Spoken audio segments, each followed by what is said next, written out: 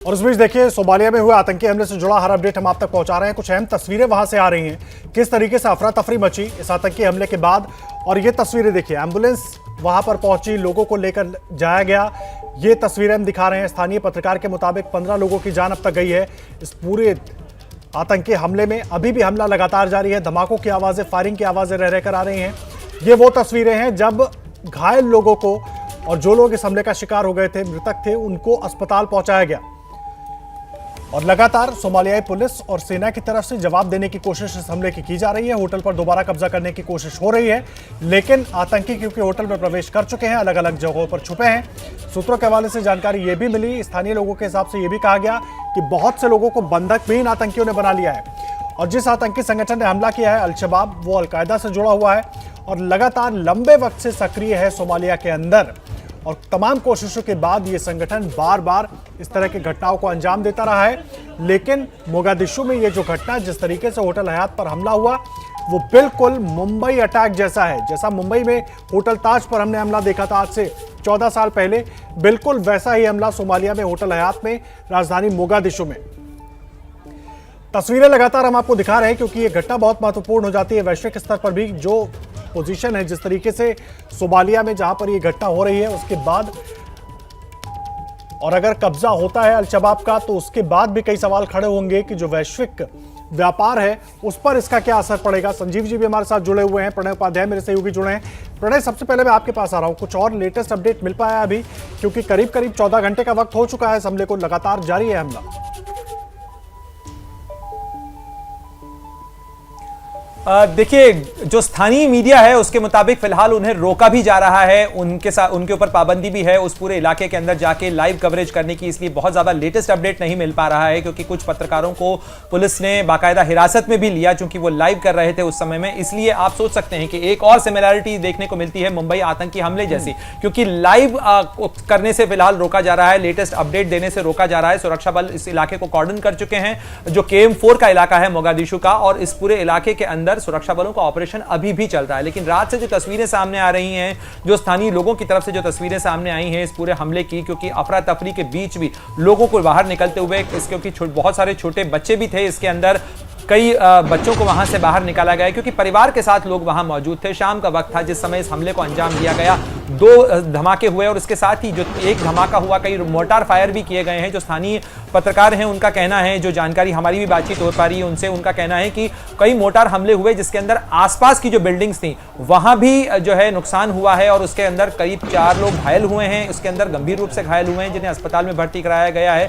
ये तो इसका मतलब है कि केवल होटल को ही नहीं बल्कि आसपास के इलाके को भी निशाना बनाया गया। दहशत जो है वो पूरी तरह से इस पूरे इलाके के अंदर भी है। और 12 घंटे से ज्यादा के वक्त के बावजूद भी फिलहाल चूंकि होटल को खाली नहीं कराया जा सका है, इसलिए इस बात का सही अनुमान नहीं लग पा रहा है कि आखिर कितने लोग इस होटल के अंदर अब भी मौजूद हैं, कितने लोगों को मार दिया गया है, कितने लोग अभी भी घायल हैं इसके अंदर, कितने लोग इस समय में, क्योंकि जिस तरीके से हमले को अंजाम दिया गया, जिस तरीके से अल-शबाब ने इसकी जिम्मेदारी ली, और जिम्मेदारी लेने के साथ साथ उसने ये भी कहा कि ये अधिकारियों को मारने के लिए किया गया उसका सुसाइड मिशन है। तो जिस तरीके से वहां पे पुलिस चीफ की और इंटेलिजेंस चीफ की बैठक चल रही थी और वरिष्ठ अधिकारियों की मौजूदगी को निशाना बनाते हुए इस हमले को अंजाम दिया गया, उससे साफ है कि अल-शबाब अपनी ताकत दिखाने की कोशिश तो कर ही रहा था, उसने दहशत का एक बड़ा जो कारनामा है उसे अंजाम देने की भी कोशिश की है। और 12 घंटे बाद भी सुरक्षा बल फिलहाल इस होटल को क्लियर नहीं करवा पाए। हालांकि आप समझ सकते हैं आदर्श कि इस तरीके के ऑपरेशन के अंदर बेहद एहतियात बरतना होता है सुरक्षा बलों को भी। ये ऑपरेशन बेहद धीमे ऑपरेशन होते हैं, क्योंकि इसके अंदर सिविलियंस इन्वॉल्व होते हैं, हॉस्टेज सिचुएशन हो सकती है, आतंकवादी जो हैं वो घबराहट के अंदर या दबाव के अंदर उन आम नागरिकों को निशाना ज्यादा बना सकते हैं। इसलिए कोशिश होती है उन्हें थका के खत्म किया जाए, उन्हें थका के उनका एम्यूनिशन खत्म हो। इस तरीके से इंटरमिटेंट फायरिंग की जाती है, घेराबंदी बना के लंबे समय तक इस ऑपरेशन को चलाया जाता है, ताकि आतंकियों के पास जो गोला बारूद है, असलहा है, वो खत्म हो और उसके बाद उन्हें न्यूट्रलाइज किया जाए। इसलिए ज्यादा वक्त भी लगता है इस तरीके के ऑपरेशंस के अंदर, क्योंकि होटल जैसी इमारत है, उस इमारत के अंदर बहुत सारे सिविलियंस हो सकते हैं, उसके अंदर कई रास्ते उसके हो सकते हैं, इसलिए कई जगह पे उन्हें ब्लॉकेट करना होता है, रोकना होता है, ताकि सुरक्षित लोगों को निकालने के कुछ रास्ते भी खोलने होते हैं। तो इस तरीके के कॉम्प्लेक्स ऑपरेशन के अंदर वक्त लगना काफी लाजमी है। लेकिन यह बात भी है कि जिस तरीके से हमले को अंजाम दिया गया और जिस तरीके से सुरक्षा बलों की नाकामी सामने आई है, वो ये बताता है कि यहाँ पे आतंकी संगठन की ताकत फिलहाल ज्यादा नजर आ रही है बजाय कि सुरक्षा बलों की। जी प्रणय आप रहे हैं। डॉक्टर वाइल अहमद भी, वाइल अब्बास साहब भी हमारे साथ जुड़े हुए हैं, हमारे साथ संजीव जी भी जुड़े हैं। डॉक्टर अब्बास, मैं आपका रुख कर रहा हूँ, एक चीज़ आपसे समझना चाहूँगा, इस पूरे ईस्टर्न अफ्रीका की मैं बात कर रहा हूँ। एक तो अल शबाब तो है ही, इसका दबदबा तो हम देख ही रहे हैं, और किस तरीके से इसका दबदबा बना हुआ है वो हम सामने देख रहे हैं इस घटना के जरिए भी। इसके अलावा और भी आतंकी संगठन है जो साइमल्टेनियसली एक के बाद एक समस्याएं खड़ी कर रहे हैं।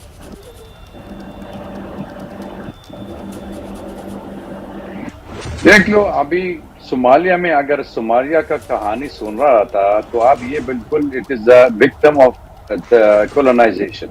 जैसे उनकी बिल्कुल देश में डिवाइड कर दिया था, कीनिया के लिए, एथियोपिया के लिए, एरिट्रिया के लिए, ये सारा दुनिया का लोग मालूम हो गए इतना अहमियत जगह है उनकी। तो ब्रिटिश कॉलोनाइजेशन उन्होंने डिवाइड किया, इटाली भी करा दिया था, सबको यहाँ पर दुनिया पूरा देश खराब कर दिया था। और अभी तक जब तक ये रिवाइवल ऑफ टेररिज्म शुरू हो रहा है तो इसलिए ये जो यहाँ पर ये शबाब टेररिस्ट ऑर्गेनाइजेशन ये सिर्फ सोमाली नहीं है, वो जो काफी अफगानी मुजाहिदीन वाले का जो आ गया था अफगानिस्तान के अंदर, वहां पर बिल्कुल जन्नत बन गया उनके लिए, बिल्कुल हेवन फॉर टेररिस्ट ऑर्गेनाइजेशन। इसलिए तो they took full advantage of the current situation in Somalia.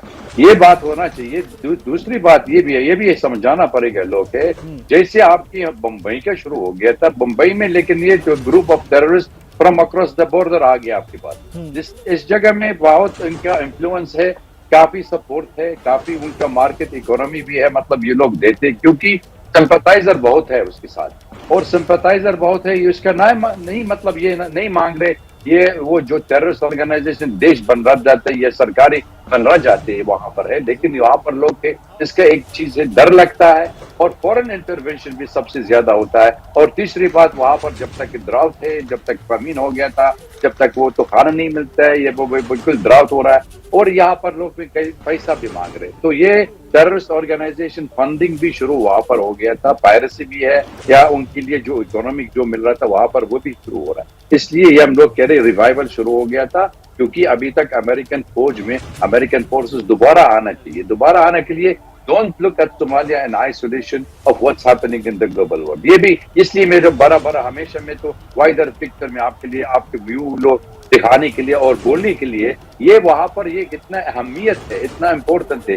American troop में जब तक यमन वॉर शुरू हो गया था, जब तक उनकी वहां पर ये काफी वर्ल्ड के कोलिशन शुरू हो गया था, और जिबूती और सोमाली का भी शुरू हो गया था, इसका एक ही मकसद है, they wanted to make a military bridge between Djibouti, Somalia and Aden. ये बहुत कब्जा करने के लिए it is a mark of the conflict of interest. इसलिए मैं बार ये बोल रहा हूँ।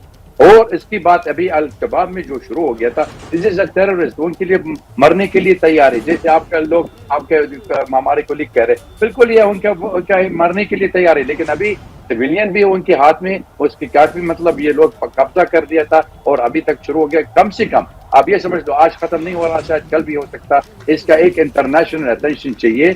इंटरनेशनल अटेंशन के लिए चाहिए, किस चीज के लिए? ये बिल्कुल हिज्जी के लिए अमेरिका दोबारा आने के लिए चाहिए। इसकी क्योंकि प्रेसिडेंट बाइडेन में कह रहे हैं we wanted to come back to Africa, और सोमालिया भी अंदर आना चाहिए। तो इसका एक ही मकसद है, ये तो टेररिस्ट ऑर्गेनाइजेशन जैसे बोको हराम हो गया था, या सोमाली वाले के ग्रुप है, या किसी और जगह सुदान के अंदर भी हो सकता है। American are there to present for two reason, उनके लिए जो रिसोर्सेज मांग रहे, और एंटी चाइना पॉलिसी वहां पर ये सब लोग निकालने के लिए, और दे आल्सो एंटी यूरोपियन भी हो रहा है, क्योंकि American wanted to revive their presence in Africa. जैसे ही घड़ी का काटा दोपहर 2:30 पे आए, बबीता जी का दिल सास बहू साजिश के लिए मचल जाए। और ये है इनकी बहू, पूरे दिन ऑफिस की टेंशन हो जाए गॉन जब ये करें अपना फेवरेट शो फ्री टाइम पे ऑन। इनकी तरह आप भी देखिए अपना फेवरेट शो अपने टाइम पर, और डाउनलोड कीजिए एबीपी लाइव ऐप अपने स्मार्ट टीवी पर।